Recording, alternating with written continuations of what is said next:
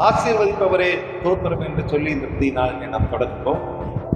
ஆதியாகமம் 28ஆம் அதிகாரம் 14வது சொல்லப்படுகிறது, உன் சந்ததியை தூளை போல் இருக்கும், நீ மேற்கிலும் கிழக்கிலும் வடக்கிலும் தெற்கிலும் பரம்புவாய், உனக்குள்ளும் உன் சந்ததிக்குள்ளும் பூமியின் வம்சங்கள் எல்லாம் ஆசீர்வதிக்கப்படும் என்று சொல்லி அங்கே ஆசீர்வாத வார்த்தையை ஆபிரகாமுக்கு அவர் சொன்னார். கர்த்தர் ஆபிரகாமுக்கும் ஈசாக்குக்கும் எப்படி இருந்தாரோ அப்படி அவர் யாக்கோபுக்கும் இருப்பார். இதுவே கர்த்தருடைய வாக்கு தத்துவத்தின் பொதுவான கருத்து. யாக்கோபு கானான் தேசத்துல எப்படி இருப்பார்? யாக்கோபின் சந்ததி திரளாய் பெருகும். யாக்கோபின் சந்ததியிலே மேசியா வருவார்.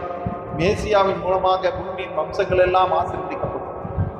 ஒரு சந்ததியிலிருந்து தொடங்கி இன்றைக்கு பல மேசியாவை கிறிஸ்துவை பின்பற்றக்கூடிய ஜனங்கள் ஆசீர்வதிக்கப்படுவார்கள், திரளாய் பெருகுவார்கள் என்று சொல்லக்கூடிய அந்த வார்த்தையை கர்த்தர் நிறைவேற்றி வருகிறார்.